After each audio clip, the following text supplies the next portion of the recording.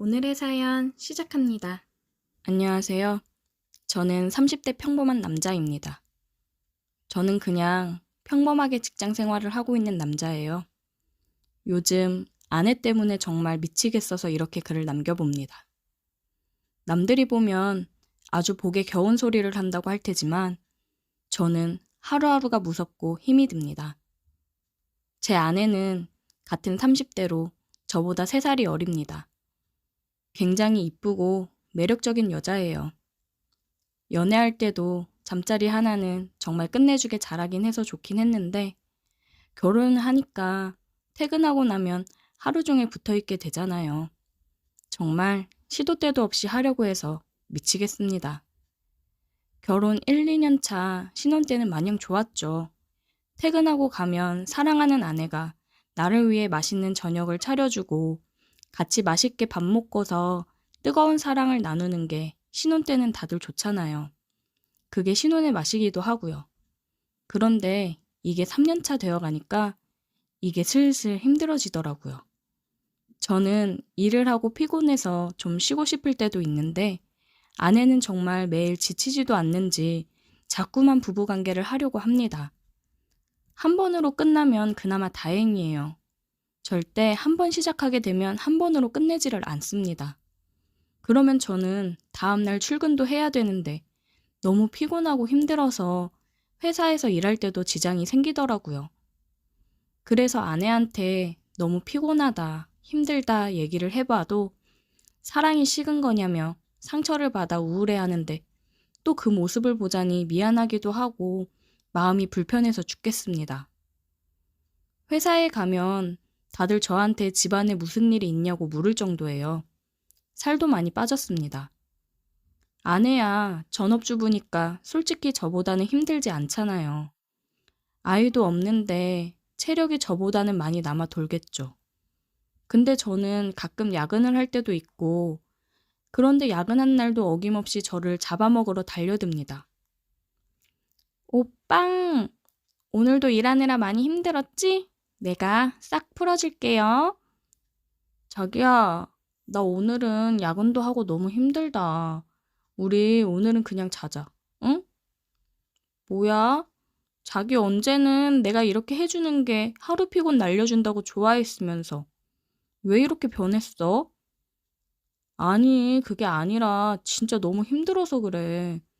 힘이 하나도 없어서 하지도 못할걸. 그건 걱정하지 마.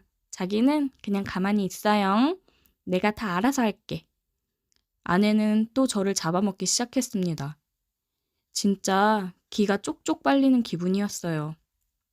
위에서 아내는 너무 좋다는 표정을 하며 혼자 홍콩 갈 준비를 하더라고요.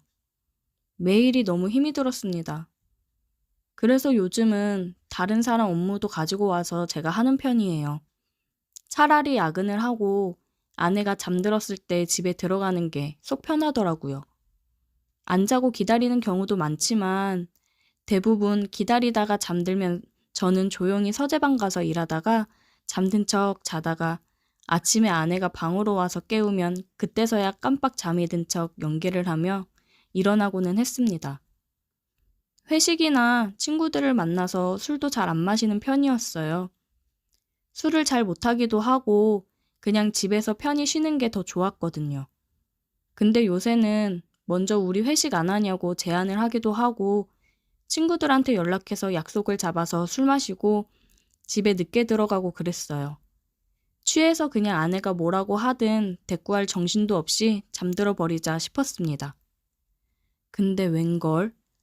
제가 취해서 정신이 있건 없건 간에 아내는 자기가 할 일을 열심히 하더군요.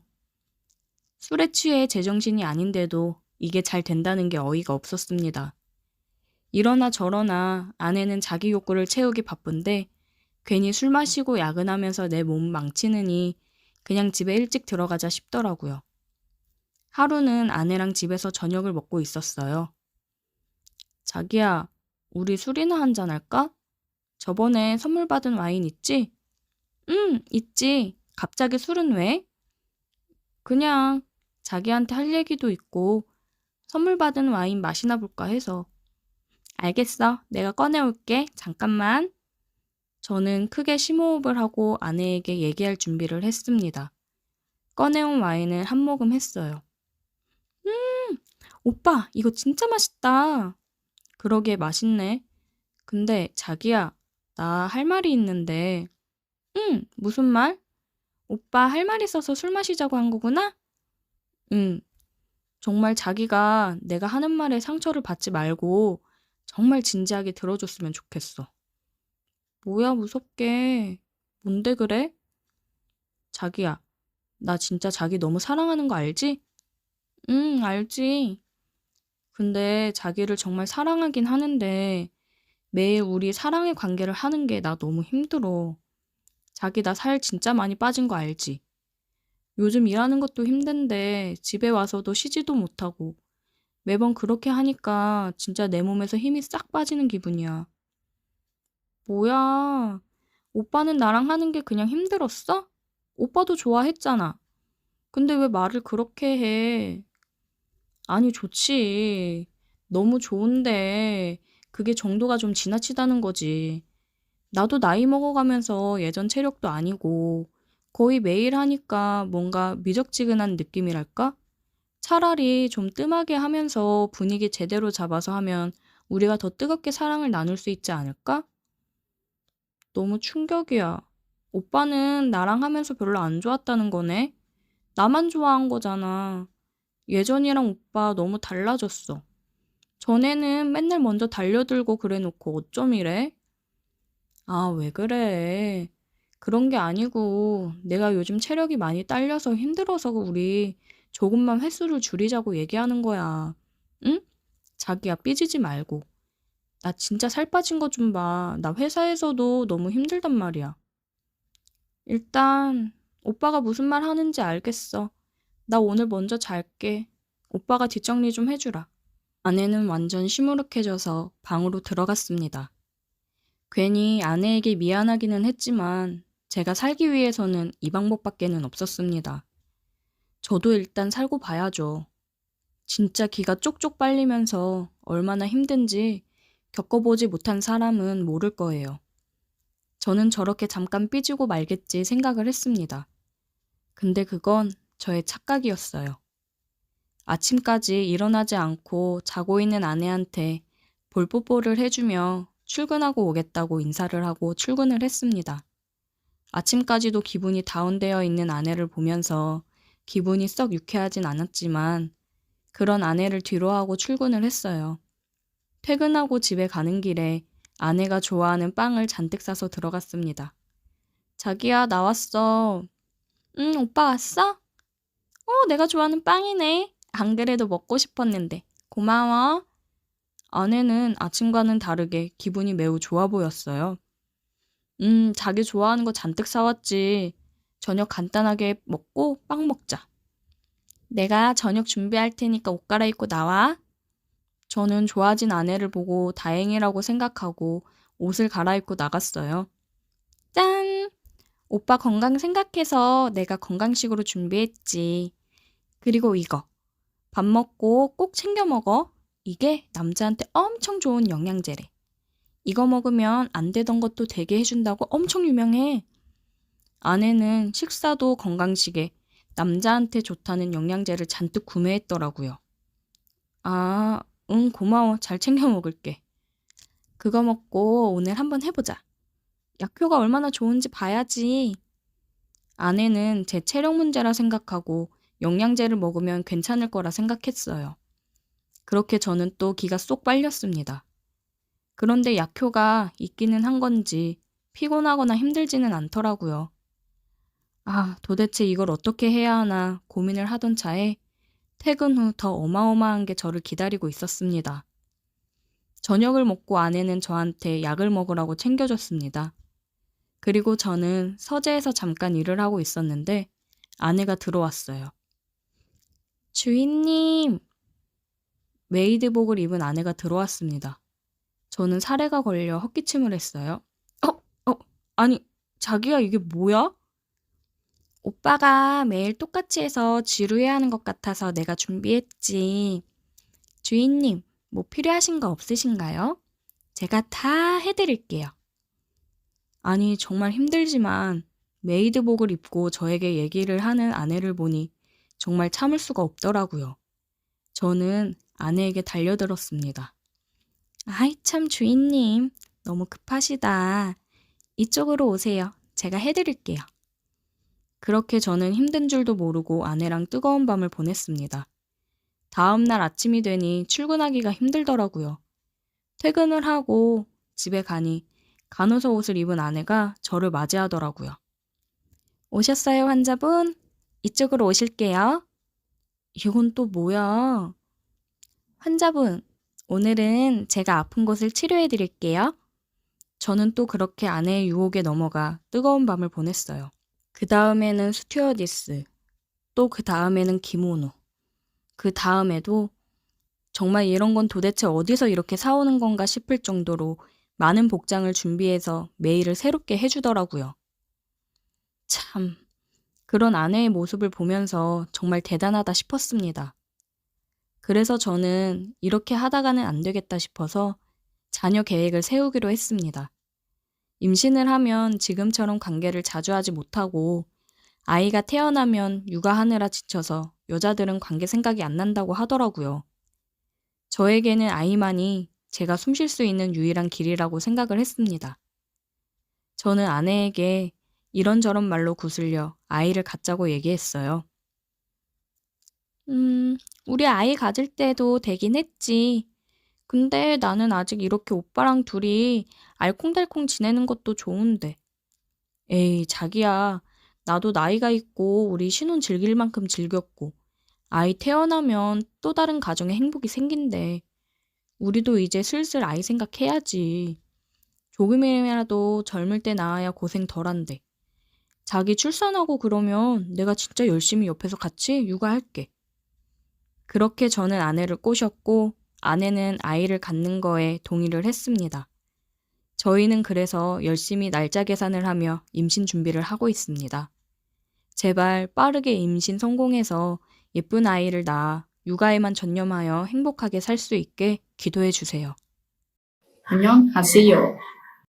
하지만 그 모든 게 안개처럼 뿌얘졌습니다. 항상 자신 있고 명확했던 나의 비전이 흐려지고 무너져 내립니다. 제 결혼 이야기를 시작하기 전에 우선 제 부모님의 결혼 생활 이야기를 먼저 해야 할 것 같네요. 그분들의 결혼 생활이 제 결혼 가치관에 큰 영향을 끼쳤으니까요. 저희 아버지는 명문대를 나와 일찍이 건설 사업을 하셨던 분입니다. 처음에는 집장사였죠. 한참 건설붐이 불던 70년대 2층 양옥집들을 지어서 팔던 그런 집장사 말이죠. 처음에는 한 채 두 채를 지어 팔았지만 나중에는 땅을 블록으로 사 10채, 20채의 집을 짓기 시작했어요. 그걸 바탕으로 아파트나 빌딩을 짓는 제대로 된 건설업을 시작하셨다더군요. 나이 30 초반에 그 정도의 성공은 아무리 70년대라도 쉽지 않은 거였죠. 당연히 여기저기서 매파들, 그러니까 중매쟁이들이 혼담을 찔렀던 모양입니다. 그렇게 선자리로 만난 여성 중에 어머니도 있었다더군요. 어머니는 당시 명문여자대학 영문과에 재학 중이었다더군요. 학교에서 매년 주최하는 메이퀸 대회에 나가보라는 말을 들을 만큼 출중한 미모의 엄마는 아버지의 마음을 단번에 사로잡았고 두 사람은 짧은 연애 기간을 거쳐 결혼을 하게 됩니다. 아버지와의 결혼을 위해 엄마는 대학 졸업을 포기했답니다. 당시 엄마가 다니던 대학은 여자가 결혼을 하게 되면 퇴학을 시키는 지금으로서는 웃기지도 않는 교칙이 있었거든요. 하지만 엄마는 하나도 아깝지 않았답니다. 똑똑하고 예의 바른 남자를 남편으로 맞이하게 됐는데 그깟 대학이 뭐가 아쉽냐고. 솔직히 똑똑하고 예의 바른 게 중요한 게 아니었겠죠. 문제는 돈이었을 겁니다. 당시 엄마 입장에서 우리 아버지는 평생 자신을 행복하게 해줄, 그러니까 경제적으로 어려움을 줄 가능성이 없는 그런 남자였습니다. 네, 경제적인 문제 분명 중요하죠. 그게 안정이 되어야 다른 행복을 추구하던 말던 할 수 있으니까요. 엄마의 바람대로 아버지는 엄마를 경제적으로 한 번도 불행하게 한 적이 없습니다. 그래서 행복했냐고요? 제가 아는 한으로 우리 엄마가 행복했던 적은 평생에 없었습니다. 돈도 많고 잘생긴 사업가 남자에게 필연적으로 따르는 게 여자 문제죠. 70년대부터 아버지는 요정에 다니셨습니다. 80년대 강남에 룸사롱들이 득세하기 전에 번창하던 유흥주점 말이죠. 한상 가득 한식을 차려놓고 한복을 입은 접대부들이 서빙을 해주는 그런 술집이요. 아버지는 그곳에서 황제 같은 분이셨어요. 그만큼 큰 돈을 그곳에 썼다는 이야기죠. 잘생긴 데다 돈도 잘 썼으니 당연히 그곳 접대부들에게 인기가 높았고 결국 그곳을 주름잡던 한 마담이랑 살림까지 차렸다고 하더군요. 그 소식을 들은 어머니는 알아누우셨죠. 하지만 그 여자를 찾아가 머리채를 잡거나 할 생각은 꿈도 꾸지 못했어요. 이혼은 더더군다나 언감생심이었고요. 80년대가 되어도 아버지는 달라지지 않았어요. 요정 대신 강남에 새로 생긴 룸사롱으로 가 자기보다 20살은 어린 아가씨들을 끼고 술을 마셨고 어머니에게는 그네들과 잠을 자고 들어온다고 공공연히 말을 했어요. 여자들과 자는 것도 비즈니스라고 높은 분들 접대하려면 그럴 수밖에 없으니 이해하라는 거죠. 대신에 아버지는 더 많은 돈을 벌어다 엄마를 줬어요. 그러면서 이렇게 말을 했다더군요. 내 사랑은 당신 하나야. 걔네랑은 잠만 자는 거고.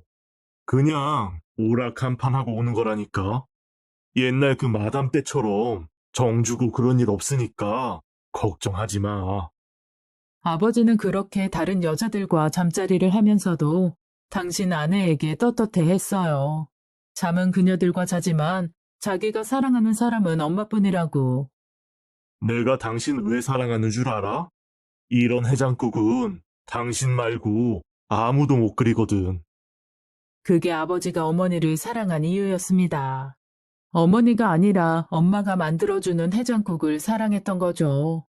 어머니는 그 치욕적인 말을 들으면서도 밤새 딴 여자랑 바람피고 들어온 남편의 해장을 위해 아버지가 사랑한다는 그 해장국을 끓여주셨어요. 아마 그때부터 어머니가 신경안정제를 복용하기 시작했던 것 같아요. 하지만 아버지와의 관계를 끊을 생각은 전혀 하지 않더군요. 딸인 나를 위해서라는 핑계를 대길래 난 전혀 상관없으니 이혼하라고 했어요. 하지만 그렇게 못하더군요. 제 어머니가 이혼을 하지 못하는 것은 나 때문이 아니라 아버지가 주는 경제적 풍요로움에 길들여져 있기 때문이었을 겁니다. 아버지가 주는 돈으로 쇼핑을 하고 좋은 걸 먹고 친구들과 해외로 여행을 다닐 수 있는 그 풍요로움을 어머니는 포기할 수 없었던 겁니다. 그런 어머니를 보며 결심했어요. 난 결코 우리 부모 같은 결혼은 하지 않을 거라고. 그러기 위해 전 열심히 공부했어요. 어머니처럼 남편을 위해 학업까지 포기하고 집만 지키는 집순이가 된다면 결국 나도 엄마 꼴이 나고 말 거라는 생각 때문이었죠. 대학도 아무 학과나 갈 수 없었어요. 취업을 하지 않더라도 안정적인 수입이 보장되는 전문직을 택하고 싶었으니까요. 고민 끝에 선택한 과는 약학대학교였고 그렇게 저는 약사가 되었습니다. 대학을 다니며 남자들도 만나봤습니다. 하지만 연애와 결혼은 철저히 분리했어요. 괜히 잘못된 결혼으로 아버지 같은 남자를 만나고 싶지는 않았으니까요. 사실 꼭 결혼이 필요할까라는 생각도 들었어요. 요새 젊은 친구들처럼 비혼주의자라는 말을 쓰지는 않았지만 독신으로 사는 것도 나쁘지 않겠다는 생각을 한 거죠. 연애를 해볼수록 우리나라 남자들은 우리 아버지 때나 크게 변하지 않은 것 같아요. 처음에는 콩깍지가 쉬운 듯 나만 바라보고 사랑한다는 말과 표현을 수시로 하지만 그 콩깍지가 벗겨지는데 오래 걸리지는 않더군요. 날 보는 눈이 바뀌고 그 눈으로 다른 여자를 보며 한눈을 팔고 항상 내 말에 집중하던 사람이 이제 내가 조금만 길게 이야기하면 피곤하다며 하품을 하죠. 그저 데이트를 하고 같이 육체적 관계를 하고 그 보상으로 선물을 주는 그런 뻔한 사랑에 빠져 평생 족쇄가 될 결혼을 하고 싶지는 않았어요. 그때 그 남자가 나타났어요. 동창회에서였어요. 지금은 밴드라는 걸로 동창 모임을 하지만 한때 아이러브 스쿨이라는 인터넷 사이트가 유행했던 적이 있었죠. 그 사이트 덕에 동창회가 한참 붐이 불었고 저도 그 덕에 초등학교 동창회에 참석하게 됐어요. 그곳에서 그를 만났죠. 사실 그에 대한 기억이 많이 나지는 않았어요. 그렇게 눈에 띄는 편의 아이는 아니었으니까요. 초등학교 3학년 때 한반이었다고 하는데 그저 이름이 낯이 익다 정도를 빼면 그다지 인상적인 사람은 아니었어요. 동창회에서의 그의 모습도 비슷했어요.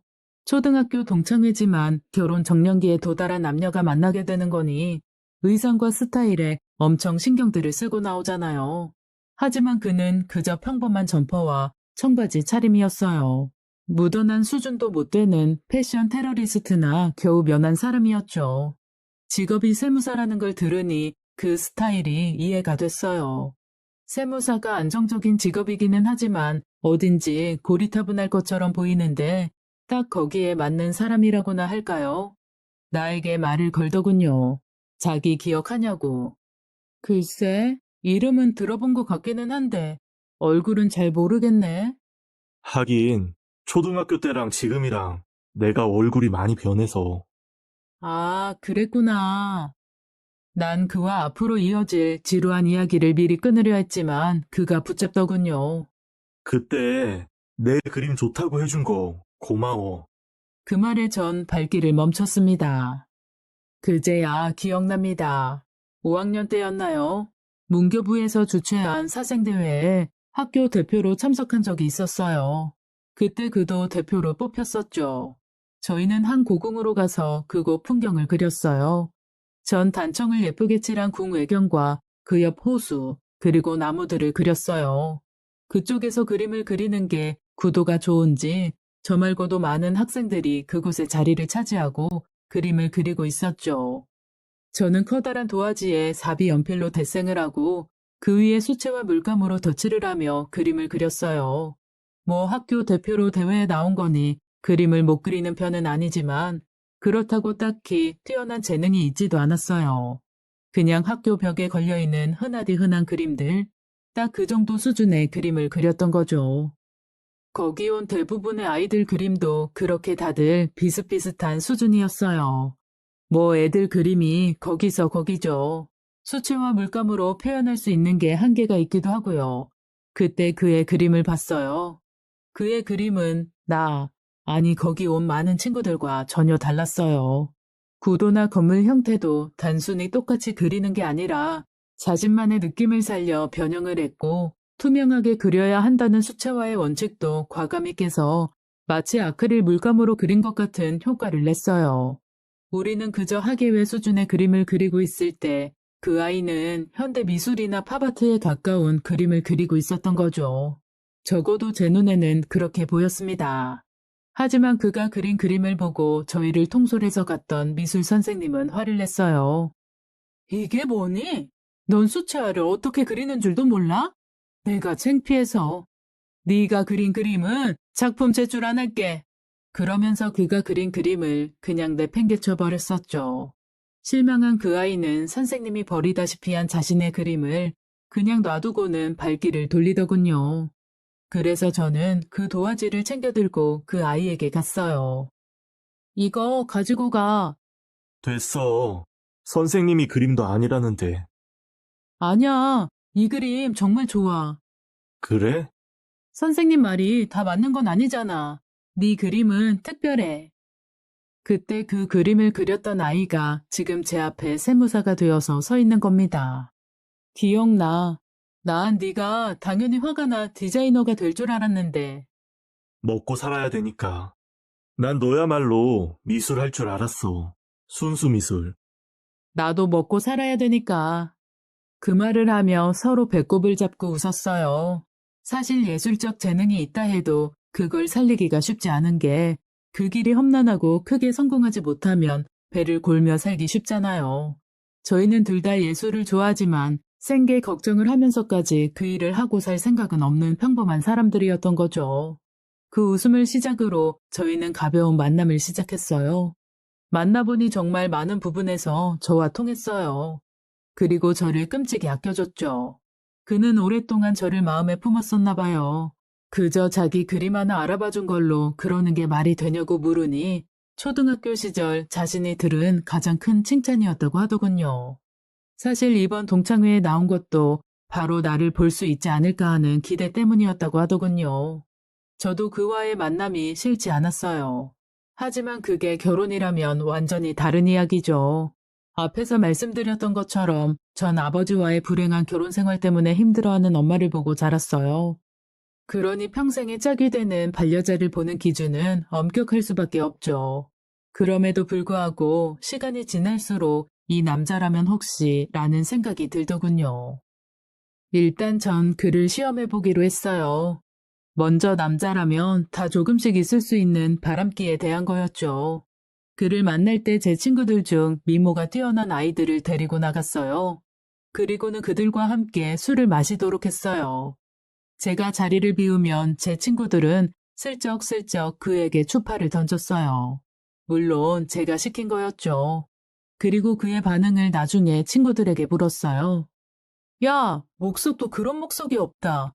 내가 아까 악수하면서 손가락으로 슬쩍 바닥을 긁었거든? 바로 놀라 손 빼더니 자기 손 닦더라.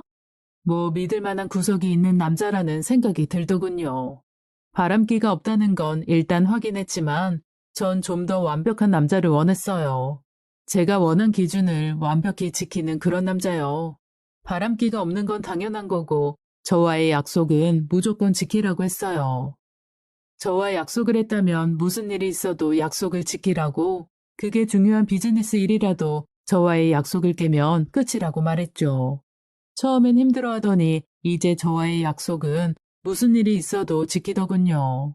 반면에 전 일부러 그와의 약속을 깨고는 했어요.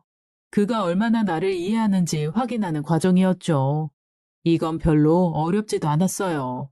내가 일이 있어 약속을 지킬 수 없다고 하면 그는 말하고는 했어요.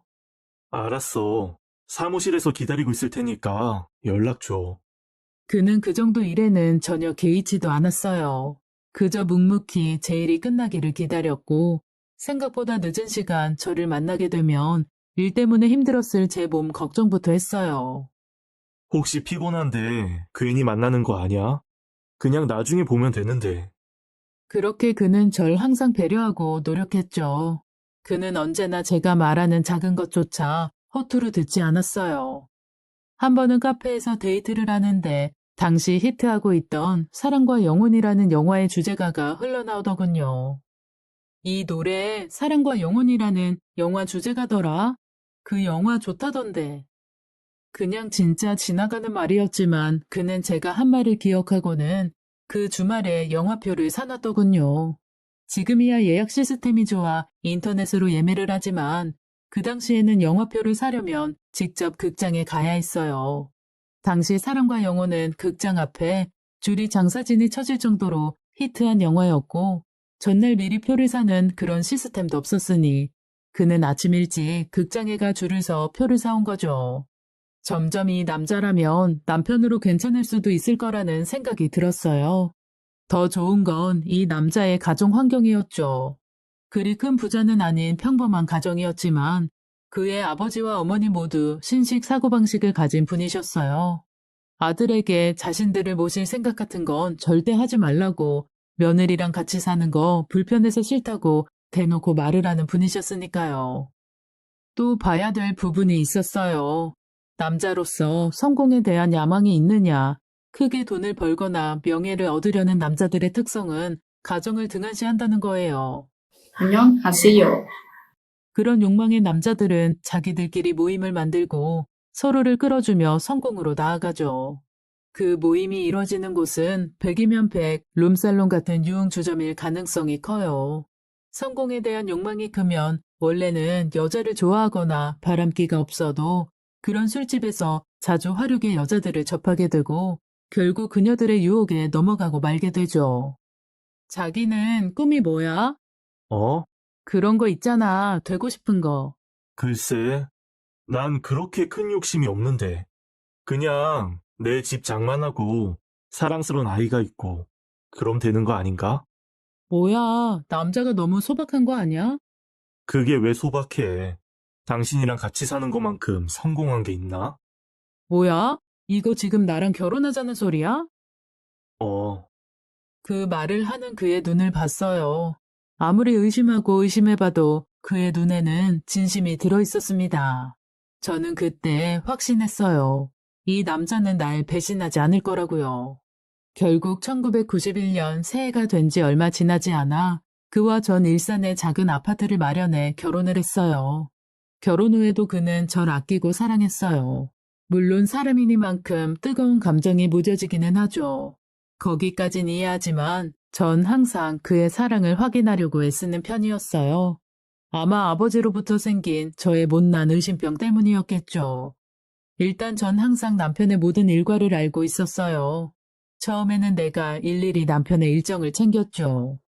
오늘 몇 시에 들어와요? 6시 퇴근하면 바로 올 거예요. 그런 식으로 항상 미리 그의 스케줄을 확인했어요. 단순하게 퇴근 시간만이 아니라 누굴 만나는지, 무슨 일을 하는지도 자세히 물어봤어요. 저녁 약속 있어요. 아, 그래요? 누구랑요? 회사 대표 세무사님이랑요. 저희는 결혼을 하고 오히려 서로 존댓말을 썼어요. 동갑의 동창이다 보니 서로 말을 놓고 연애했는데 그러다 보니 너무 서로를 존중하지 않는 것 같다고 그가 먼저 제안했고 저도 좋은 생각이라고 찬성을 했죠. 아무튼 전 항상 그의 출퇴근과 그 후 스케줄 그리고 누구를 만나는지 물었어요. 그게 계속되자 제가 물어보기 전에도 남편이 자신의 스케줄을 꼬박꼬박 미리 알려주게 됐죠. 오늘은 거래처 회사에서 식사 약속이 있어요. 그쪽 사장님이 세무 처리 잘해줬다고 저녁을 사신다고. 그래요? 그럼 혼자 저녁 먹어야겠네. 아니, 기다려요. 같이 먹어줄 테니까. 식사하고 온다면서요. 그냥 먹는 채만 할 거야. 뭐 예의상 안 갈 수는 없고 양식인 것 같던데 그런 음식 좋아하지도 않고. 끝나면 연락할 테니까 나와요. 우린 사실 집에서 별로 식사를 많이 하지 않았어요. 나는 약국에서 그이는 세무법인에서 하루 종일 일을 하는 맞벌이 부부였거든요. 그러다 보니 아내로서 당연히 해야 할 일이지만 밥과 반찬을 준비하는 일이 쉬운 게 아니었어요. 그이의 출근 시간을 생각하면 적어도 6시에는 일어나 식사 준비를 해야 하지만 저도 출근을 해야 하잖아요. 그래도 처음에는 남편을 위해 음식을 하려고 노력했어요. 그것도 똑같은 음식을 매일 주는 게 싫어서 하루는 된장찌개, 다음 날은 미역국, 주말에는 카레처럼 다양하게 음식을 준비하려고 애를 썼죠. 그러다 보니 준비할 게 점점 많아졌어요. 미리 레시피도 찾아보고 연습도 해봐야 했으니까요. 결혼 전에 전 음식을 배워본 적이 없어요. 일단 저희 집 음식은 옛날부터 계시던 아주머님이 해주셨으니 어머니에게 음식을 배울 수도 없었고 바쁜 직장 생활에 학원을 다닐 수도 없었어요. 그러다 보니 결혼 후 본격적으로 음식을 하기 시작했고 모든 게 서툴렀죠. 하지만 전 무엇이든 빨리 배우는 편이니 남편의 식사 정도는 제 손으로 할 수 있다고 믿었어요. 당시에 인터넷이 발달한 것도 아니니 음식은 오직 서점에서 산 요리책에 의존했죠. 그렇게 요리책을 보고 처음으로 만든 부실한 음식을 남편한테 그냥 줘 맛없다는 소리를 듣기 싫었던 전 미리 한 번이라도 예행 연습을 해야 했어요. 그렇게 하다 보니 6시에 일어나는 걸로는 부족하더군요. 결국 새벽부터 나와 음식을 준비하는 제가 안쓰러웠는지 남편이 그러더군요. 평일날은 그냥 외식을 하자고. 그래서 아침은 간단히 토스트나 시리얼 등으로 때우고 평일 저녁은 같이 외식을 많이 하고는 했죠. 처음엔 직접 음식을 못 해주는 게 미안해 내가 계속 하겠다고 했지만 남편은 그런 생각 절대 갖지 말라고 했어요. 그때 엄마 생각이 나더군요. 다른 여자와 자고 돌아온 아빠에게 해장국을 끓여주던. 내가 당신 왜 사랑하는 줄 알아? 이런 해장국은 당신 말고 아무도 못 끓이거든. 적어도 난 아버지 같은 결혼 생활은 안 하는구나. 내가 제대로 사람을 선택했구나. 그런 생각이 들더군요. 물론 우리 아버지 세대에 비해 남자들의 의식이 변했다고는 하지만 그래도 우리 남편은 더 남달랐어요. 그런 배려가 어디서 나오냐고 물으면 남편의 대답은 한결같았죠. 당신이 날 선택해준 게 내겐 기적이니까. 그래서 평생 고마워하면서 살 거니까. 그의 눈에 어린 시절 저는 감히 쳐다보지도 못할 친구였다네요. 겨우 방 2칸짜리 연립주택에 살던 그이의 눈에는 기사가 태워주는 자가용에서 내리는 제가 공주님처럼 보였다더군요. 거기다 항상 학급에서 여자임에도 불구하고 반장을 하고 하는 당찬 모습이 각인되어 있었다는군요. 그러던 나를 동창회에서 보고 얼마나 좋았는지 몰랐답니다. 더군다나 거기서 인연으로 따로 만나는 관계로까지 발전한 것도 기적이라고 생각했대요. 왜냐면 그날 동창회에 참석한 다른 많은 남학생들도 나를 노리고 있었다더군요. 다들 학벌도 좋고 집안도 좋은 놈들이라 감히 자신과는 경쟁도 되지 않을 것이라 생각했는데 이렇게 결혼까지 했으니 기적이 아니겠냐고요. 당신이 나랑 결혼한 이유 잘 알고 있어. 당신 어머님이 겪은 고통, 당신에게 절대로 겪게 하지 않을게. 그는 자신이 한 약속을 지키며 살려고 노력했어요. 아니, 바람이 문제가 아니라 항상 절 공주처럼 떠받들어줬죠. 부부 생활의 중심은 항상 나한테 있었으니까요. 아이들이 둘이나 생겼지만 남편에게는 언제나 내가 우선이었죠. 그렇게 20여 년을 나에게 충실했던 남편이 얼마 전 교통사고로 사망하고 말았습니다. 항상 안전운전이 몸에 밴 그이는 그날도 안전운전을 하고 있었지만 신호를 무시하고 달려드는 덤프트럭을 피할 수는 없었어요. 경찰에게 연락을 받고 병원으로 달려갔을 때는 그이는 이미 싸늘한 시체로 변해 있었어요. 갑작스런 남편의 죽음에 충격을 받은 전 아무것도 할 수가 없더군요. 평소 아무리 힘든 일에도 의연했던 저지만 남편의 죽음을 받아들이는 것은 쉬운 일이 아니었어요. 사고로 죽은 남편의 시신을 인도받고 사망 신고를 하고 그리고 장례 절차와 화장까지 죽은 사람을 위해 해야 할 일이 그리도 많은 줄 그때 처음 알았죠.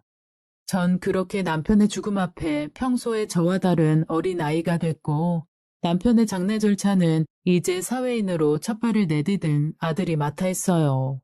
그렇게 남편의 영정 앞에서 멍하니 앉아있을 때 그 여자가 찾아왔어요. 누구시죠? 평소 아는 얼굴이 아니기에 그 여자에게 물었죠. 하지만 여자는 아무런 대답도 하지 않더니 남편의 영정 앞에 철퍼덕 주저앉더군요. 그리고는 곧 서럽게 울기 시작하는 겁니다. 마치 자기 남편이라도 죽었다는 듯이 통곡하는 그녀가 전 의아했습니다. 하지만 남들의 시선도 있고 전 한동안 우는 그녀를 그곳에 놔둘 수밖에 없었습니다. 하지만 이미 제 머릿속은 그녀와 내 남편이 무슨 관계였는지 온갖 상상을 하고 있었습니다. 한참을 울던 그녀는 자리에서 일어났고 전 뭐에 홀리듯 그녀를 따라 나섰습니다. 눈물을 훌쩍이며 택시를 잡으려는 그녀를 전 다짜고짜 잡아 세웠어요. 누구시죠? 누군데 남의 남편 영정 앞에서 그렇게 우시는 건가요? 죄송합니다. 그녀는 그 말만 남기고는 내 손을 뿌리치고 택시에 몸을 실더군요. 결국 그녀에게 아무런 해명도 듣지 못했고 남편의 장례 절차가 마무리되고 나서 전 본격적으로 그녀가 누군지 확인하러 나섰어요. 실마리는 죽은 남편의 통화 기록에 있었죠. 전화기에 이름이 저장이 되어 있지는 않지만 유난히 많은 통화 기록이 있었죠. 전화 기록은 전화기를 구매한 날부터 현재까지 2년이 넘게 이어져 오고 있고요. 그러니까 전화번호 기록도 없는 사람과 2년 이상 인연을 이어왔다는 거죠. 전 불현듯 이 전화의 주인공이 그때 남편 영정 앞에서 울던 그 여자일 거라는 생각이 들더군요. 혹시 그 여자가 그이에 숨겨진 여자였을까요? 저는 점점 그런 안 좋은 상상을 하며 그 번호로 전화를 걸었어요. 하지만 제 전화를 상대는 번번이 끊어버리고는 했어요. 저는 어떻게든 그 여자를 만나봐야 한다는 생각에 심부름 센터에 의뢰를 했죠. 그 사람들 참 대단하더군요. 며칠도 되지 않아 전화번호 주인공의 이름과 나이, 사는 곳까지 찾아냈어요. 상대는 예상대로 그 여자였어요. 40대 초반으로 보험 설계사 일을 한다는 그녀는 우리 집과 멀지 않은 곳에 살고 있더군요. 저는 심부름센터에서 받은 여자의 주소로 무턱대고 찾아갔어요. 초인종을 누르자 잠시 후 그 여자가 문을 열어주었습니다. 꼭 올 것이 왔다라는 표정을 하고요. 들어오세요. 천천히 그녀의 집으로 들어가자 현관에 그녀와 10살 정도로 보이는 아이가 찍은 사진이 있더군요. 이 여자에게 나이 어린 아들이 있다는 걸 알자 혹시 모를 제 불안감은 더 커져갔습니다. 거실로 들어오자 벽면에는 그 아이가 만들었을 알록달록한 대형 레고 블록들과 기차나 로봇 등 프라모델들이 보였습니다. 저 장난감들도 남편이 사준 것이 아닌가. 아니, 그뿐이 아니라 이 집에 있는 가구며 TV 등 모든 것이 남편이 이 여자를 위해 선사한 것이 아닐까라는 생각까지 들더군요. 그렇게 둘 사이에 숨막히는 순간이 오가고 제가 물었어요. 둘이 만나는 사이였죠? 나의 질문에 한참을 뜸들이던 여자가 대답을 하더군요. 죄송합니다. 죄송하다는 말과 함께 울먹이는 그녀를 보자 제 가슴은 땅으로 꺼져버렸어요. 이것으로 내 20여 년간의 완벽한 결혼 생활은 실패로 귀결되는 거였습니다. 가장 화가 나는 건 나이가 나보다 어리다는 걸 제외하면 지금 내 앞에서 눈물을 글썽이는 상간녀가 미모든 몸매든 전혀 돋보이지 않는 그저 그런 아줌마였다는 거예요. 이런 여자가 뭐라고 바람을 피운 거지? 만약 그가 살아있었다면 남들이 하듯 두 연놈의 머리카락이라도 움켜쥐고 흔들어대겠지만 남편은 이미 불귀에 객이 되어 있고 상간녀라는 여자는 내 앞에서 울고 있습니다. 도대체 내 억울함을 어떻게 풀어야 하는 겁니까? 전 최대한 자제하면서 아이에 대해 물었습니다. 그 아이, 혹시 남편 아이인가요? 아니요, 제 남편과 사이에 낳은 아이예요. 남편의 아이가 아니라는 것에 안도했지만 남편이 있는 사람이 바람을 피워 하는 생각에 제 분노 게이지가 또다시 최대치로 상승하더군요. 남편도 있는 사람이 바람을 피운 거예요? 당장 남편 연락처 내놔요. 그게 당신이 바람 피운 거 당신 남편도 알아야 되잖아요. 안 돼요, 그건. 뭐가 안 돼요? 연락처 내놔요, 어서. 그 사람 죽었어요. 몇 년 전에. 그녀의 대답은 충격적이었습니다. 그녀의 남편은 조그마하게 사업을 했는데 하던 사업이 부도를 맞고 재기가 불가능하게 되자 그만 스스로 세상을 떠났다는 겁니다. 그때 세무 문제로 우리 남편을 처음 만났다더군요. 공교롭게 우리 남편이 죽은 그녀의 남편이 운영하던 회사의 세무사였답니다. 남편이 죽은 후 제가 회사를 정리해야 했어요. 그래봐야 빚잔치였지만 사업에 대해 아무것도 모르는 제가 할 수 있는 일은 아니잖아요. 그때 그 일을 도와준 분이 세무사님이셨어요. 그녀는 그 일로 제 남편에게 의지를 할 수밖에 없었다고 했습니다. 그게 너무 고마웠고 그걸 보답하려고 남편의 세무사 사무실로 음식을 해보냈다더군요. 음식을 보내줘서 고맙다고 연락이 왔어요. 남편분이 그러더라고요. 어떻게 그렇게 음식을 잘하세요? 정말 깜짝 놀랐습니다. 잘하긴요. 그냥 주부니까 하다 보니 는 거죠. 혹시 드시고 싶은 음식 있으세요? 말씀만 하세요. 제가 해드릴게요. 그때부터 남편은 그 여자에게 음식을 부탁하기 시작했답니다. 결국 그녀의 음식 솜씨가 우리 남편을 사로잡은 매력이었던 거죠. 그 사연을 듣자 전 더 억울했습니다. 남편은 맞벌이하는 절 배려해서 저보고 음식을 하지 말라고 했었어요. 그렇게 얘기하지만 않았으면 저도 충분히 저 여자만큼 요리할 자신도 있었고요. 겨우 요리 때문에, 당신 음식 솜씨 때문에 내 남자가 넘어갔다는 거예요? 아니요, 그런 거 아니에요. 그분에게 당신은 언제나 여신이었어요. 지금 날 놀립니까? 날 여신으로 생각한다면서 당신하고 자고. 아니요, 그런 일 없어요. 그분하고 전 육체적인 관계를 가진 적이 없어요. 전 그러고 싶었지만 그분은 제 유혹에 넘어오지 않았어요. 그럼 겨우 둘이 만나 밥만 먹었다는 거예요? 아니요, 단지 그것만은 아니에요. 그럼 뭐예요? 세무사님은 휴식이 필요했던 거예요. 휴식이라뇨? 여신이랑 살기 위해 지켜야 할 수많은 규칙으로부터의 자유로움요. 전 제 남편이 제가 정한 결혼 생활의 규칙들을 기꺼이 지켜나가는 줄 알았습니다. 자신의 모든 스케줄을 보고하고 자신의 기분보다 내 기분을 먼저 챙기고 그런 그이의 배려가 전 당연한 줄 알았지만 모든 것이 아내인 나 중심으로 돌아가는 결혼 생활 동안 그의 속은 조금씩 지쳐갔었답니다. 생각해보세요. 결혼 생활 내내 남편분이 하고 싶은 일을 하게 해줬는지, 하찮은 작은 취미조차도요. 그녀의 말이 제 뒤통수를 때립니다. 그러고 보니 전 한 번도 남편이 뭔가 배우거나 해보겠다는 일을 허락해 준 적이 없습니다. 어느 날 친구들과 골프를 배우겠다는 말에 우리 아버지가 골프를 핑계로 주말마다 나가 마담들이라는 여자와 골프를 치고 외박을 하던 생각이 나 아이의 레슨조차 받지 못하게 했습니다. 불륜의 온상이라는 등산 역시 당연히 못하게 했습니다. 당신도 등산 같이 다니면 안 될까? 나 일주일 내내 약국에서 시달려. 주말엔 좀 쉬어야지. 뭐하러 힘을 빼? 그딴 얘기 다시는 하지 마. 내가 밖으로 도는 취미를 못하게 하자 그가 레고 블록을 사오더군요. 집에서 할 수 있는 취미를 해보겠다고. 하지만 전 그것도 못하게 했습니다. 나이 먹은 어른이 방 안에 혼자 틀어박혀 레고 블록을 조립하는 꼴이 보기 싫었거든요. 여기 있는 레고 블록들 세무사님이 우리 아들 데리고 같이 만든 거예요. 그거 만들면서 얼마나 좋아하던지. 세무사님은 여기 오셔서 가끔 답답했던 숨을 쉬신 것 뿐이에요. 내가 그를 그 정도로 힘들게 했다는 거예요? 너무 힘들었대요. 하지만 그 힘들어하는 모습조차 보이기 싫어하셨어요. 사모님이 서운해할까봐. 이제야 깨달았습니다. 결혼 생활 동안 지속된 그의 나에 대한 배려가 결코 쉽게 이루어진 것이 아니라 그의 한없는 인내에서 나왔다는 걸.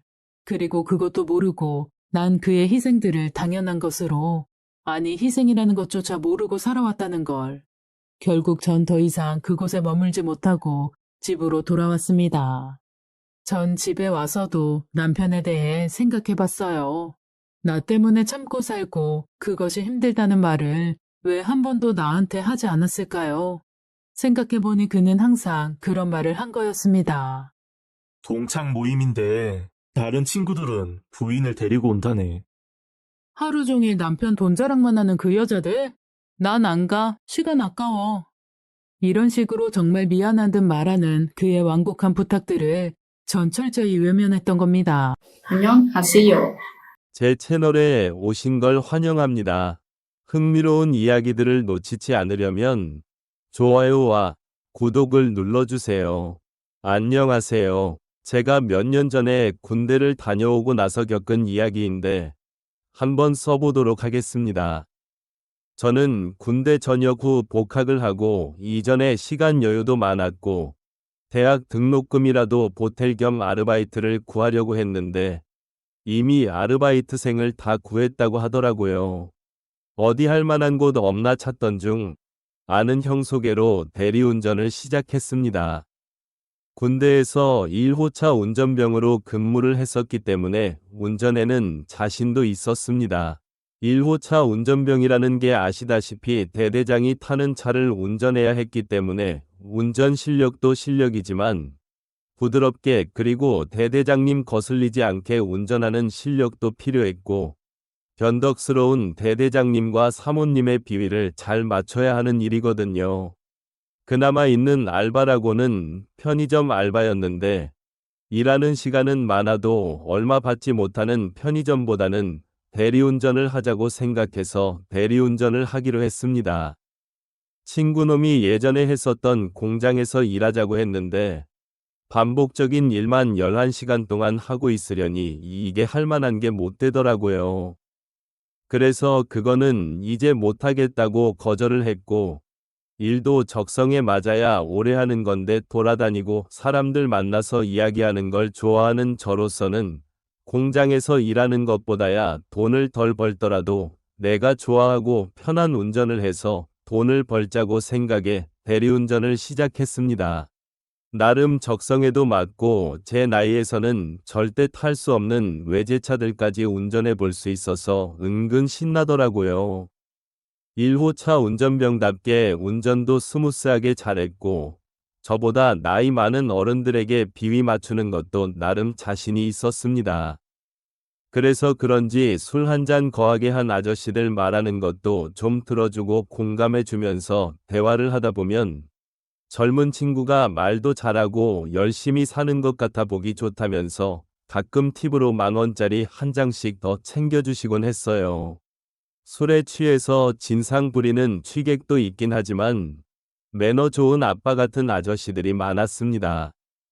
특히 돈 많고 비싼 차를 타는 사람들이 돈이 많아 마음의 여유가 있어서 그런지 매너가 훨씬 좋더라고요.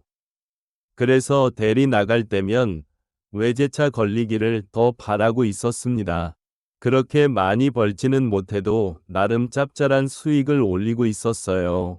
그러던 어느 날 어떤 40대로 보이는 아줌마가 완전 술이 취해서 대리운전을 호출했더라고요.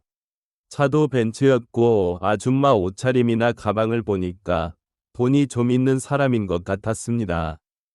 술에 취한 아줌마를 뒷좌석에 앉히고 운전석에 앉아 어디로 가면 되냐고 물어봤는데 얼마나 취했는지 어디냐고 아무리 물어봐도 자기 오늘 집에 안 갈 거라고 집 들어가기 싫다는 말만 계속 하더라고요. 자기랑 잠깐 놀아주면 돈을 더 주겠다고 하길래 속으로 땡 잡았다 싶었습니다. 자세히 보니까 외모도 예쁘장하게 생겼고 피부도 좋고 몸매도 군살 하나 없어서 뒤에서 보면 20대라고 해도 믿을 정도였어요. 게다가 차도 벤츠고 돈도 있어 보이니까 잘 보이면 팁을 많이 챙겨주지 않을까 싶었어요. 그래서 이건 기회라는 생각에 집에 들어가기 싫으시면 저랑 드라이브 하실래요? 밤 바다 보러 가실까요? 한번 제안해 봤는데 좋다고 하더라고요. 초저녁 시간이긴 했지만 동해안까지 가는 건 무리라고 생각해서 가까운 서해 바다로 출발했습니다. 그냥 아무 생각 없이 무작정 서해안 고속도로를 타고 갔어요. 한참 거리만큼 시간인데 말하는 거 보니 내가 더 뛰는 것보다 많이 챙겨주겠다는 생각이 들어서 그러기로 했습니다. 회사에는 오늘은 이대로 퇴근한다고 얘기를 해두고 아줌마의 벤츠를 몰고 신나게 고속도로를 달렸습니다. 내려가다가 아산에 있는 서해 끝천까지 갔는데 그쪽에 인적이 드물고 경치 좋은 쉼터가 많더라고요. 그쪽에서 쉬면서 근처 카페에서 사온 따뜻한 커피를 마시면서 술 기운이 조금 깬 아줌마와 대화도 나누고 경치를 바라보며 시간을 보냈어요. 처음에는 나름 어색해서 어색함을 풀어보려고 이런저런 이야기를 했지만 경치가 워낙 좋아서 경치에 반해 크게 떠들 필요도 없이 좋았습니다. 벤치에 앉아 있는데 잘 얘기를 나누던 아줌마가 갑자기 눈물을 보이더라고요. 왜 그러세요? 무슨 일 있어요? 나 어떤 것 같아요? 여자로서 어때 보여요? 동안이시고 20대 후반이라고 해도 믿겠는데요. 예쁘세요. 정말요? 근데 우리 남편은 왜 바람이 났을까? 얘기를 들어보니 돈 없는 남편을 사랑해서 그거 하나 보고 결혼을 했고 사업해보라고 뒷바라지 다 해줬는데 사업이 잘 돼서 점점 커지다 보니 본인 수중으로 돈이 많이 생겨서 그런지 어린 여자들 만나면서 선물 사주고 바람을 피고 다니나 보더라고요. 내 생일 때도 명품백 한 번 사준 적 없는데 그 어린 여자한테는 만난 지 2달도 안 돼서 명품백을 벌써 3개나 사줬더라고요. 오피스텔도 얻었어요. 진짜 나는 못 바라는 거 없이 사랑하니까 능력도 없고 돈도 없어서 우리 집 눈치 볼까봐 사업이라도 잘해보라고 열심히 지원해줬는데 어떻게 내 믿음을 깨고 바람을 필 수가 있어요. 그러게요. 이렇게 능력 좋고 예쁜 사모님을 두고 바람을 피다니 정신이 나갔네요. 저 같으면 완전 떠받들고 살 텐데요. 내가 여자로서 매력이 너무 없나 봐요. 하긴 나 같아도 20대 초반 여자가 그렇게 애교 부리면서 오는데 그런 여자가 더 좋겠지. 사모님도 충분히 매력이 있어요. 그러니까 그런 소리 하지 마세요. 괜찮아요. 괜히 위로해 준다고 해서 늦게 돌아가느라 수고 많으셨습니다. 사모님 진짜 매력이 있어요. 저는 아줌마한테 다가가 입을 맞췄어요. 경치가 너무 아름다워서 그랬을까요? 그냥 그 분위기에 취해 예쁘장한 아줌마가 더 아름다워 보였고, 남편의 바람으로 눈물을 흘리는 그녀의 모습을 보니 그냥 위로를 해주고 싶었어요. 그리고 차 안으로 들어와서 속상하다고 이렇게 취할 정도로 술을 많이 마시지 말라고 얘기를 했습니다. 그랬더니 알겠다고 하더라고요. 오늘 고마워요. 덕분에 기분 전환이 많이 된 것 같아요. 마음이 힘들 때 언제든지 불러주세요. 그렇게 다시 집으로 돌아오고 나서 생각보다 길어진 대리운전이 끝났고, 그녀는 시간을 너무 많이 뺏은 것 같다며 미안하다고 많은 돈을 주려고 했지만 왠지 받고 싶지 않더라고요. 그래서 괜찮다고 다음에 밥이나 사달라고 했습니다. 그 이후로 몇 번 만나서 밥도 먹고, 그녀는 남편의 바람으로 이혼을 결정했다고 하더라고요.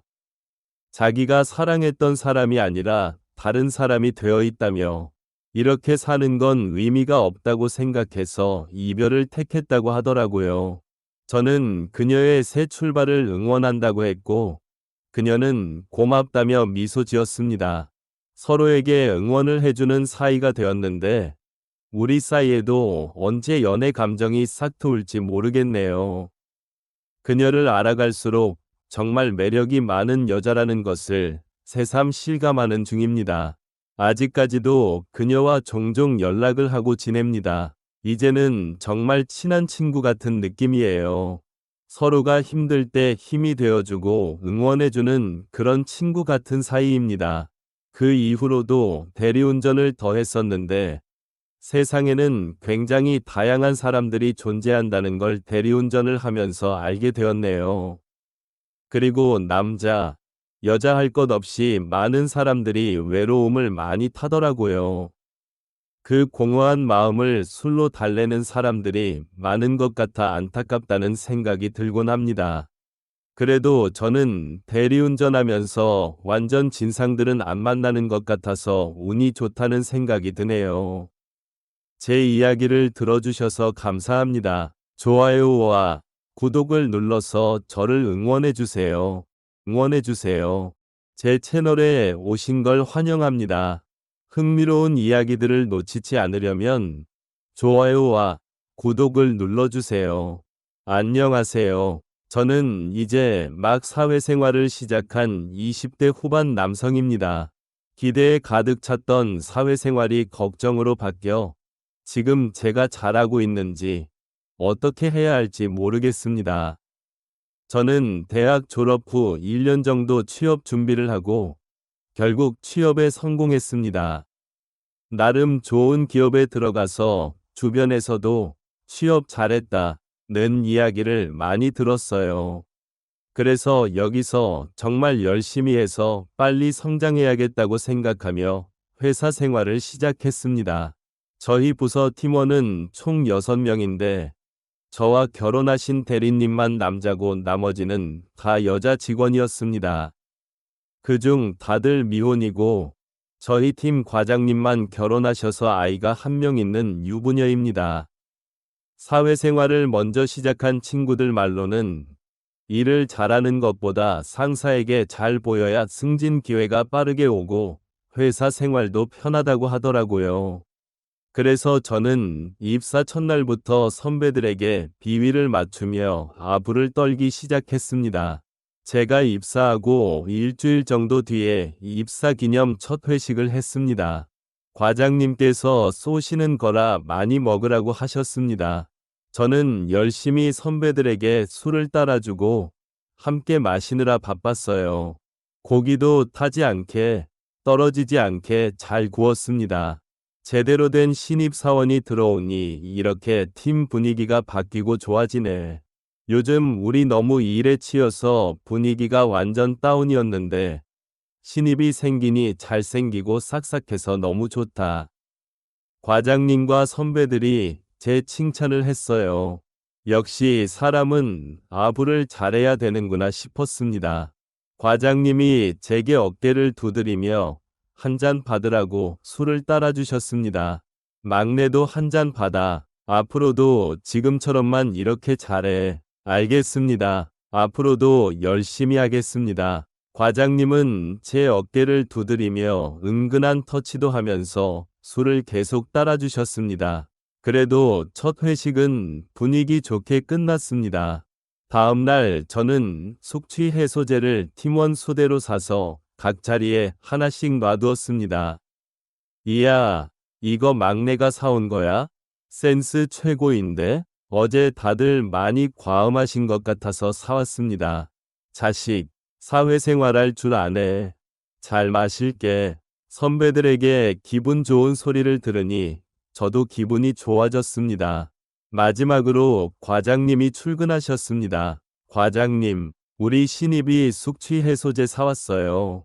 센스 있죠? 그래, 잘 마실게. 민석 씨, 오늘 점심은 뼈해장국 어때? 다들 해장해야지. 좋죠. 과장님은 또 제 어깨를 쓰다듬으며 이야기를 했습니다. 스킨십을 좋아하는 타입인가? 생각했어요. 점심을 먹고 업무를 하던 중 과장님이 저를 불렀습니다. 민석 씨, 오늘 나랑 외근 좀 나갔다 오지. 알겠습니다. 이주임이 외근 나갈 때 챙길 서류를 저한테 챙겨주셨습니다. 저는 주임님이 챙겨주신 서류를 가지고 과장님과 함께 외근을 나갔습니다. 거의 운전기사처럼 같이 간 거라고 볼 수 있죠. 과장님과 엘리베이터를 타고 내려가는데 갑자기 제 둔부 쪽으로 손이 훅 들어왔어요. 민석 씨, 운동 좀 하나 봐. 몸이 단단하니 엄청 좋네. 아, 예. 그냥 헬스 좀 하고 있습니다. 어쩐지 운동한 티가 나더라. 저는 당황스러웠지만 어색하게 넘겼어요. 차를 타고 이동하는데 과장님이 그러더라고요. 민석 씨, 처음 사회생활하는 거라 잘하고 싶지? 네, 아무래도 그렇죠. 사회생활하면서 가장 중요한 게 뭔지 알아? 뭘까요? 그냥 라인만 잘 타면 되는 거야. 너무 여기저기 잘 보이려고 애쓰지 말고 제일 필요한 사람한테 잘 보이면 돼. 내 말 무슨 말인지 알지? 네, 명심하겠습니다. 그래, 승진 빠르게 해야지. 나만 잘 따라오면 금방 올라갈 수 있어. 네, 과장님만 믿고 따라갈게요. 잘 부탁드립니다. 말이 잘 통하네. 오늘 저녁에는 뭐 해? 퇴근하고 그냥 집에 가? 네, 집에 갑니다. 그럼 오늘 둘이 술 한잔 할까? 네, 알겠습니다. 과장님이 계속 저를 쳐다보는 눈빛과 은근하게 터치를 하는 게 예사롭지 않다고 생각은 했지만 이렇게 대놓고 얘기할 줄은 몰랐습니다. 외근 후 돌아와서 마무리하고 퇴근을 했고 저는 과장님 차를 얻어 타고 술을 마시러 갔습니다. 룸으로 된 참치집으로 갔어요. 회사 생활은 어때? 너무 좋습니다. 선배님들이 워낙 잘 챙겨주셔서 편하게 하고 있어요. 우리 팀 애들이 다 일도 잘하고 착하긴 하지. 과장님이랑 얘기를 하면서 열심히 술을 마셨어요. 남편이랑은 남편 일 때문에 지방에 가 있어서 친정에서 아이랑 같이 지내고 있다 하더라고요. 주말 부부라 외롭다는 뉘앙스를 계속 풍겼습니다. 과장님이 정말 원하는 게 뭔지 딱 알겠더라고요. 민석 씨, 빠르게 올라가야지. 아까도 말했지만 나만 잘 따라오면 금방 올라갈 수 있어. 알지? 이렇게 노골적으로 표현을 하는데 거절하면 오히려 불이익이 생길 것 같더라고요. 네, 그럼요. 잘 알죠. 저 과장님만 믿고 정말 잘 따라가겠습니다. 역시 센스도 넘치고 눈치도 빨라서 좋다니까. 저는 열심히 술을 따라주고 함께 마셨습니다. 아, 너무 마셨나? 우리 좀 쉬었다 갈까? 너무 많이 마셔서 술을 좀 깨고 가야겠다며 쉬었다 가자고 하더라고요. 전 과장님이 이끄는 대로 따라갔습니다. 룸으로 들어가자마자 뭐가 그리 급한지 입을 맞춰오더라고요. 과장님이 리드하는 대로 따라갔습니다. 여자친구가 없는 지 2년 정도가 되었는데 오랜만에 느껴보는 감촉에 너무 황홀했고 그렇게 과장님과 뜨거운 시간을 함께 보냈습니다. 과장님과 저의 비밀스러운 관계는 계속되고 있습니다. 과장님은 회사에서도 사람들 눈을 피해가며 저에게 접촉하고 가끔씩 외근을 핑계로 저를 데리고 나가 자신의 욕구를 채우기에 바빴어요. 그리고 팀원들과 회식을 하는 자리에서도 팀원들 눈을 피해 손길을 뻗기 바쁘더라고요. 이러다 팀원들에게 들키는 건 아닐까 슬슬 걱정이 됐습니다. 퇴근할 때는 외근 가서 먼저 퇴근한다고 하고 먼저 가서 룸을 잡아놓고 저를 기다리고는 했어요. 저를 기다리는 과장님의 표정을 보고 있으면 제게 너무 빠져 있는 거 아닌가 싶었습니다. 그냥 어느 정도 맞춰가며 지내는 건 괜찮은데 이 감정이 진심으로 변하면 괜히 골치 아파지지 않을까 생각이 들더라고요. 시간이 지날수록 제가 잘못된 길로 가고 있는 건 아닌가 걱정되고 고민이 많아졌습니다. 빠른 승진 하나만을 바라보고 이 관계를 유지하는 게 맞는 걸까요? 아니면 제가 미래를 생각하지 않고 너무 앞만 보고 잘못된 선택을 한 걸까요? 이런 관계가 제게 독이 될지, 득이 될지 모르겠어서 두렵긴 하네요. 제가 어떤 결정을 하는 게 최선의 선택인 걸까요? 제 이야기를 들어주셔서 감사합니다. 좋아요와 구독을 눌러서 저를 응원해주세요. 제 채널에 오신 걸 환영합니다. 흥미로운 이야기들을 놓치지 않으려면 좋아요와 구독을 눌러주세요. 안녕하세요. 저는 올해 30이 된 여자입니다. 제가 이사를 와서 생긴 일에 대해 이야기를 해볼까 해요. 저는 사랑 하나 바라보고 일찍 결혼을 했고 시부모님 문제와 남편의 바람으로 인해 결혼 2년 만에 이혼을 했습니다. 이혼할 때 받은 위자료와 친정에서 도와주신 돈으로 전세금을 마련해 아파트를 구했고 얼마 전 이사를 했습니다. 퇴사를 하고 다른 지역으로 이사를 온 것이죠. 이른 시간에 이사를 하는 거라 앞집에서 출근하려고 나오더라고요. 아내도 아기를 안고 출근길을 배웅하느라 같이 나왔습니다. 안녕하세요. 이사 오셨나 봐요? 네. 안녕하세요. 오늘 이사 왔어요. 아침부터 많이 시끄러웠죠. 죄송해요. 아니에요. 이사할 때 다 그렇죠 뭐. 이사 잘 오셨어요? 여기 동네가 조용하고 살기 좋더라고요. 앞집 가족들은 밝은 표정으로 인사를 먼저 해주었고 첫인상이 굉장히 좋았습니다. 여보, 다녀올게. 이사 잘 하시고 다음에 또 봬요. 잘 갔다 와요. 다정한 부부의 모습을 보니 보기 좋았고 부러웠습니다. 아, 맞다. 잠시만요. 저는 이사하느라 시끄러울까 봐 미안한 마음에 앞집과 아랫집에 들릴 복숭아를 한 박스씩 준비했는데 집으로 들어가 한 박스를 가지고 나왔어요. 이거 이사하느라 시끄럽게 해서 죄송해서 인사도 드릴 겸 준비했거든요. 가져가서 드세요. 어머, 뭘 이런 걸 다. 감사해요. 잘 먹을게요. 아기 안고 계셔서 들기 힘드실 텐데 문 열어주시면 제가 안쪽에 넣어드릴게요. 감사합니다. 좋은 이웃을 만난 것 같아서 기분이 좋았습니다. 새로운 곳에서 행복하게 살아보자고 생각했어요. 이렇게 좋았던 첫 만남이었는데 어쩌다 일이 이렇게 된 건지 남편이랑 똑같은 사람이 된 것만 같아 제 자신이 원망스럽습니다. 다음 날 저는 새 직장에 출근하기 위해 집을 나섰고 엘리베이터를 누르고 기다리고 있는데 앞집에서 사람이 나오더라고요. 안녕하세요. 출근하시나요? 네. 안녕하세요. 이사 다 하고 오늘부터 다시 출근해요. 엘리베이터에 타고서도 대화를 나누었어요. 처음 봤을 때도 느낀 거지만 그 사람이 참 가정적이고 친화력이 좋더라고요. 저는 버스를 타려고 가는데 그 남자도 저와 계속 같은 방향으로 갔습니다. 버스 타고 출근하세요? 네. 와이프가 차 타고 아기 어린이집 데려다 주고 출근하거나 처가에서 아기 하원을 도와주셔서 그 근처 어린이집을 다녀요. 아, 그러시구나. 그래도 다행이네요. 친정이 근처에 있어서 아이도 봐주실 수 있고. 그럼요. 다행이고 감사하죠. 몇 번 타고 가세요?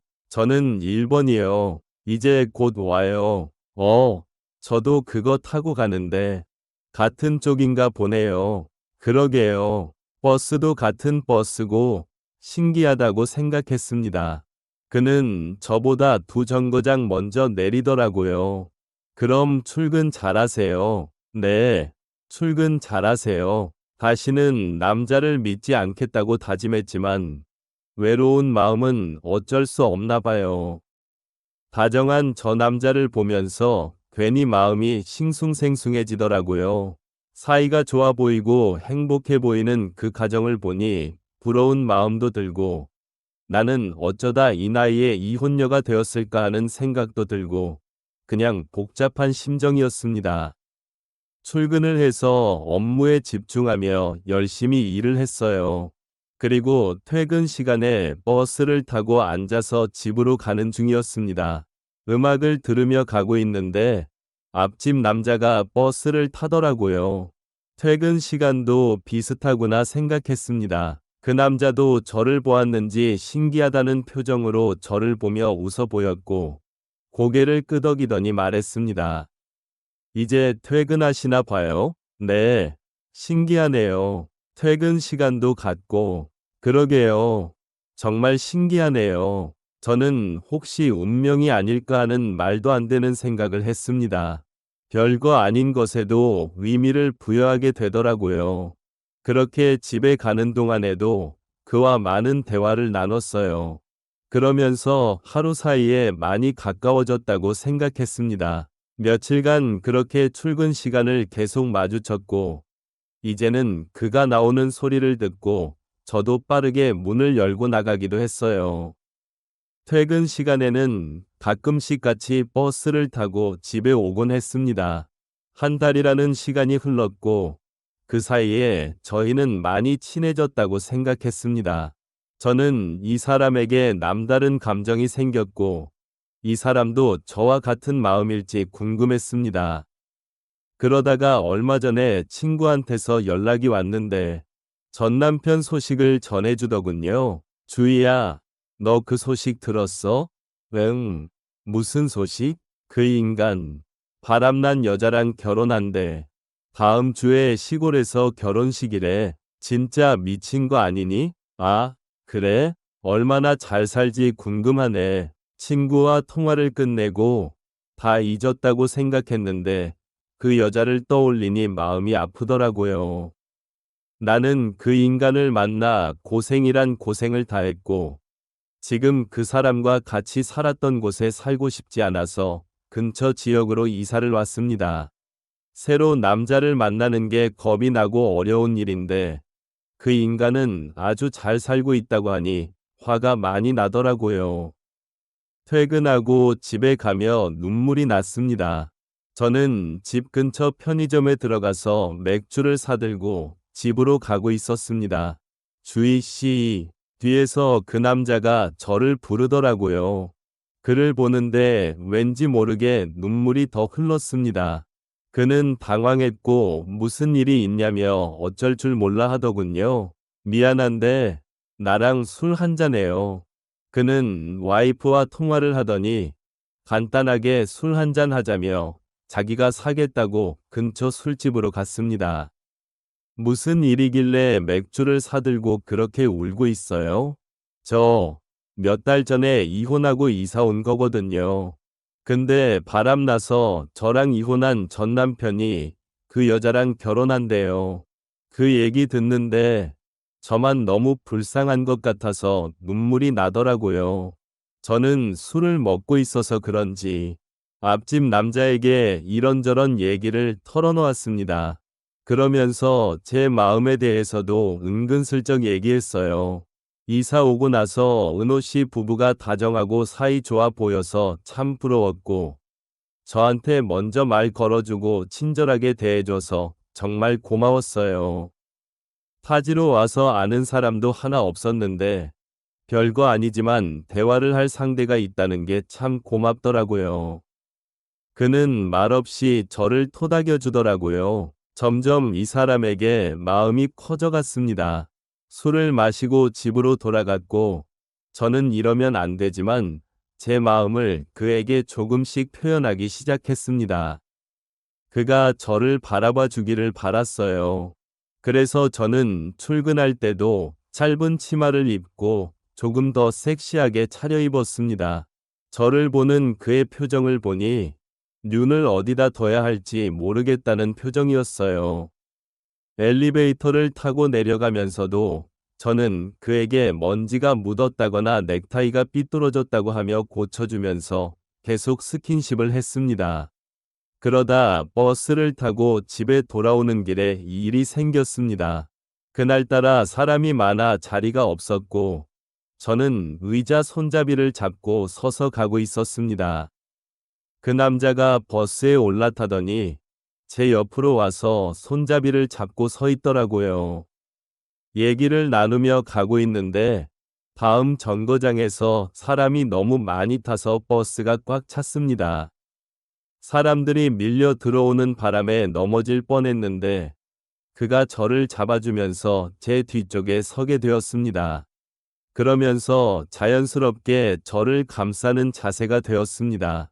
심장이 너무 두근거렸습니다. 그런데 그도 긴장했는지 아래쪽에서 무언가 느껴지더라고요. 여기서 저는 생각했습니다. 이 사람도 나에게 마음이 있구나라고요. 사람들이 내리면서 우리는 자리에 앉았고 내릴 때가 돼서 같이 집으로 향했습니다. 엘리베이터를 기다리면서 저는 그에게 물어봤어요. 은호 씨, 아까 버스에서 혹시 흥분했어요? 네? 미안해요. 은호 씨도 나한테 마음이 있는 거라 생각해도 돼요? 어느 남자가 여자가 이렇게 유혹하는데 안 넘어가겠어요? 엘리베이터 문이 열렸고, 저는 그를 잡아 끌며 층을 누르고, 엘리베이터 문이 닫히자마자 그에게 키스를 했습니다. 집에 올라갈 때까지 우리는 뜨겁게 입을 맞추었고, 문이 열리자 그대로 저희 집으로 향했습니다. 그렇게 선을 넘어버렸습니다. 그와 뜨거운 시간을 보내고 그는 앞집으로 돌아갔고 우리는 몰래 사랑을 나누는 사이가 되어버렸습니다. 전 남편에게 상처를 받은 제가 앞집 여자에게 똑같은 상처를 주는 것 같아서 마음이 불편하고 미안했어요. 그러면서도 제 마음을 멈출 수 없다는 게 정말 저를 힘들게 합니다. 이미 엎질러진 물인데 그냥 이대로 지내도 되는 걸까요? 어떻게 해야 할지 모르겠어요. 저에게는 지금 그 사람이 전부입니다. 제 이야기를 들어주셔서 감사합니다. 좋아요와 구독을 눌러서 저를 응원해주세요. 응원해주세요. 제 채널에 오신 걸 환영합니다. 흥미로운 이야기들을 놓치지 않으려면 좋아요와 구독을 눌러주세요. 남자친구 없이 지낸 지 벌써 2년이 다 되어갑니다. 그런데 요즘 외로운 마음을 풀 수 있는 곳이 생겨서 굉장히 즐기면서 지내고 있습니다. 남자친구와 함께 있을 때보다 훨씬 더 만족감을 느끼고 있어요. 요즘 일 때문에 굉장히 바쁘게만 지내서 무척 무료한 생활을 하고 있었습니다. 매일 집과 일을 반복하는 생활이 지겹기도 하고 한참 벚꽃이 필 때라 다른 사람들은 다들 벚꽃 구경도 하고 커플끼리 행복하게 데이트도 하는 걸 보면 굉장히 우울해졌습니다. 바쁜 일정을 다 마무리하고 오랜만에 친구랑 술 약속을 잡았습니다. 계속 야근에 지쳐 있었기 때문에 다음날 연차를 썼거든요. 그래서 오늘은 진짜 마시고 푹 쉬자는 기분으로 술을 마셨습니다. 그러면서 신세 한탄을 했어요. 남들은 이 좋은 날 다들 벚꽃 구경하며 데이트 다니는데 나는 이게 뭐냐고. 왜 맨날 야근에 친구랑 술이나 진탕 먹고 있으니. 야, 나라도 술 마셔주는 걸 감사하게 생각해. 외롭다, 외로워. 남자랑 못한 지도 2년이나 됐어. 다들 데이트하느라 신났는데 나는 이게 뭐야. 만날 남자도 없고. 야, 2년 심했다. 이러다 30이야. 그러니까 지금 한계가 왔다고. 외롭다고. 아, 이걸 말해야 하나 말아야 하나? 비밀인데. 외로운 중생을 위해 내가 알려줘야겠구만. 뭔데? 뭐 알려줄 건데? 내가 요즘 재택근무하면서 오히려 업무량이 더 많아져서 엄청 힘들었거든. 아는 언니가 그러는데 엄청 좋아할 거라면서 마사지샵을 추천해줬는데 대박이야. 뭐야? 외로운데 무슨 마사지야? 장난하냐? 그냥 마사지가 아니라니까. 완전 뿅 갈 거라니까. 마사지가 다 거기서 거기지. 뭐.